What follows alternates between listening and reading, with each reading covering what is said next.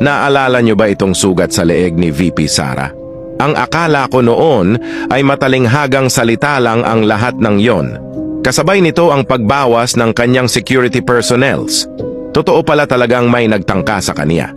Mas lalo pa itong tumitibay nang magpalipas siya ng magdamag sa Kongreso kung saan nakakulong si Attorney Lopez.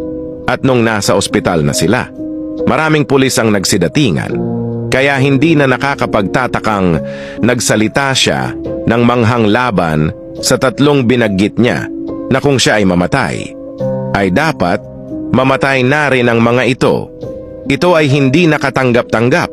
Nakakabahala ang mga pahayag na narinig natin noong mga nakaraan.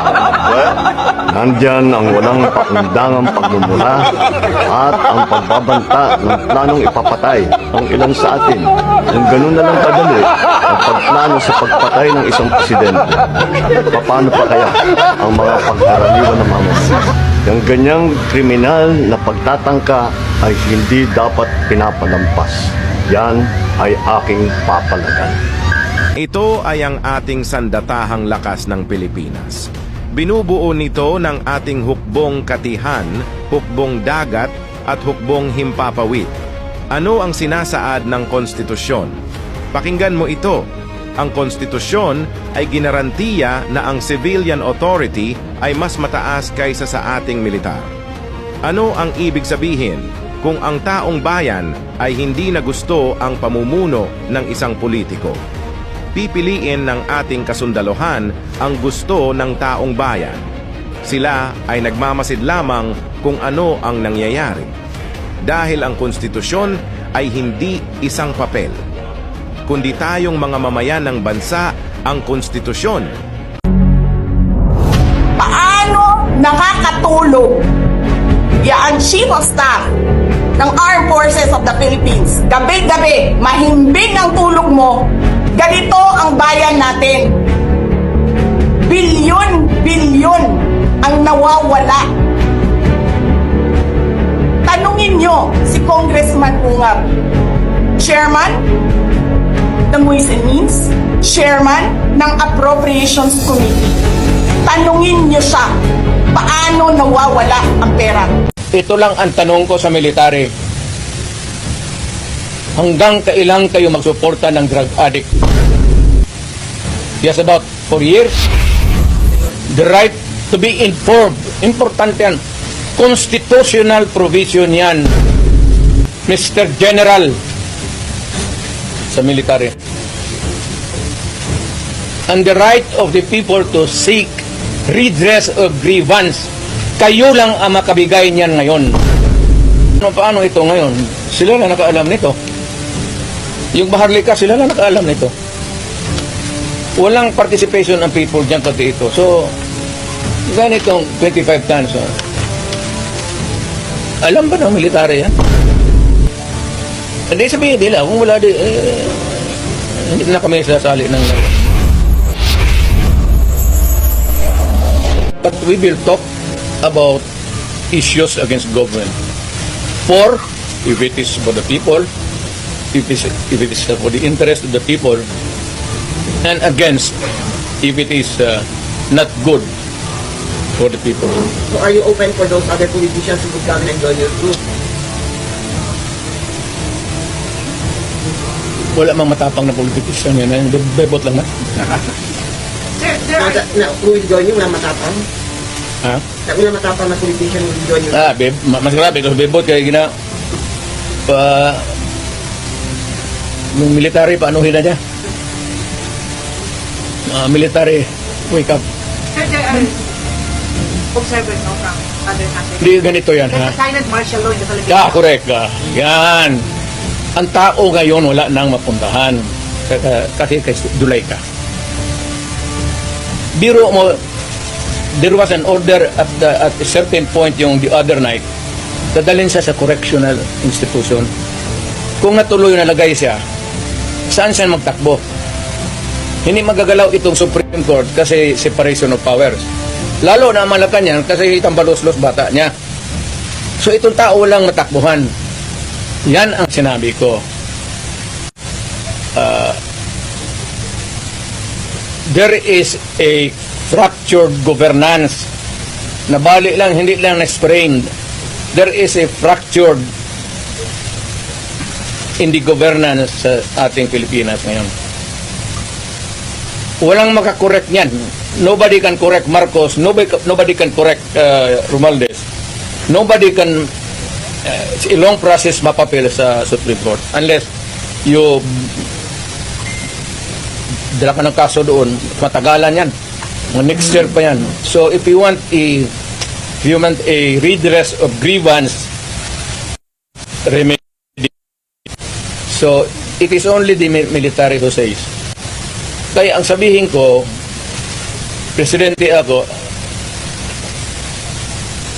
nakita ko ang sitwasyon. Kung gano'n rin ang presidente na in face of so many errors there, nagtambok-tambok, nagtupak-tupak na ng hanggang nagkaroon ng breakage, fractured na governance. It is only the military who can correct it. Are you saying a military junta can answer? No.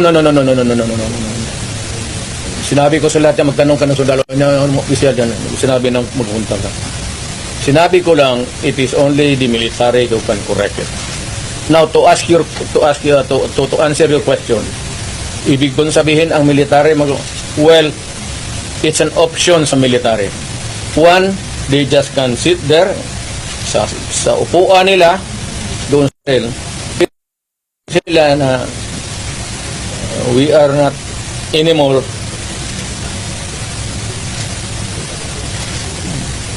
hindi na sila magkudita yung magpunta yung tangki digira noon. Sabihin lang nila na ayaw na namin yung laro ninyo.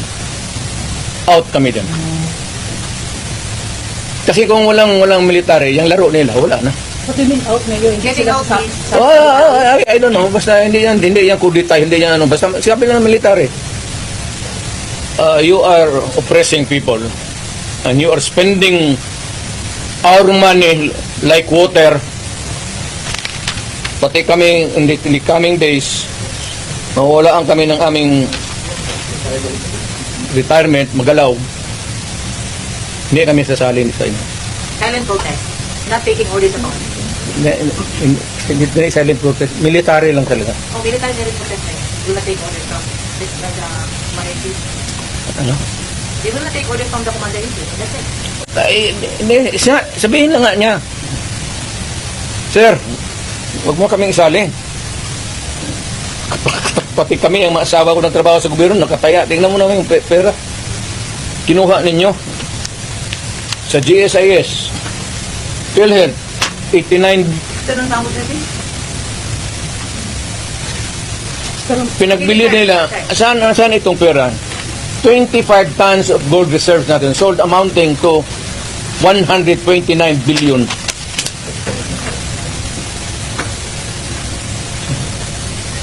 At least sa Congress kung may resolution tapos i-bill that would correspond with it, there's an explanation of how the money is going to be spent.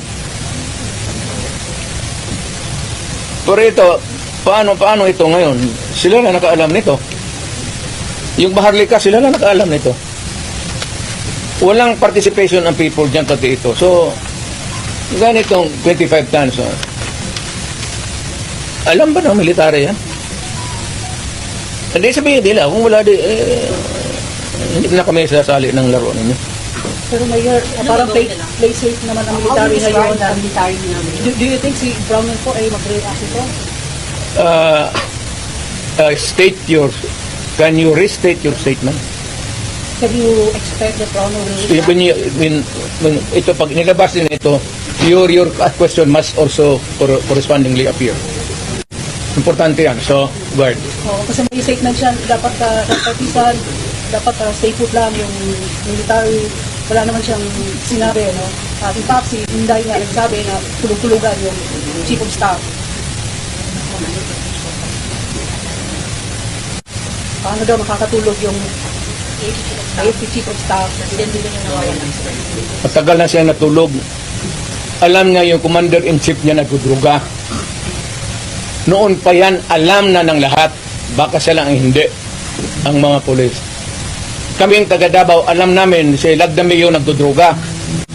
Kasi kasama namin siya palagi dito sa dyan kay Pedro. Kaya yung SIPO ni mag-usap kami, yung SIPO ni Lagdameo magtulo yan. Hindi niya alam nagtulo yung SIPO niya. Minsan gano'n na lang yan. Alam ni Marcos na si Lagdameo durugista. Alam ni Lagdameo na durugista. Magkasama yan sila sa hit-hitan. So, another appropriate question would be, yung ito with sincerity. Kayo bang mga military pati police, would you still continue to support a drug addict? Alam ninyo kung mga, pero tanungin mo lang yung Presidential Security Command, puro military man yan. You did not go far. Yan mga tao ninyo sa military. Hanggang kailan kayo magsuporta ng drug addict na presidente? Sabihin mo sa amin. Kasi nagpapatulong kami to get the answers. Sana we cannot get a correct and accurate or true answer from kami ang magtanong. Barado kami ngayon eh. So under the constitutional provision of the right to be heard, kailangan sagutin ninyo yan.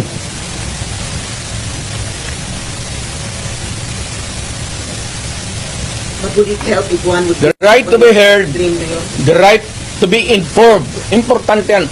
Constitutional provision yan, Mr. General sa military. And the right of the people to seek redress of grievance. Kayo lang ang makabigay niyan ngayon. The right of information, you protect that right and allow us to use it. And we are seeking for redress of grievance of the abuses of government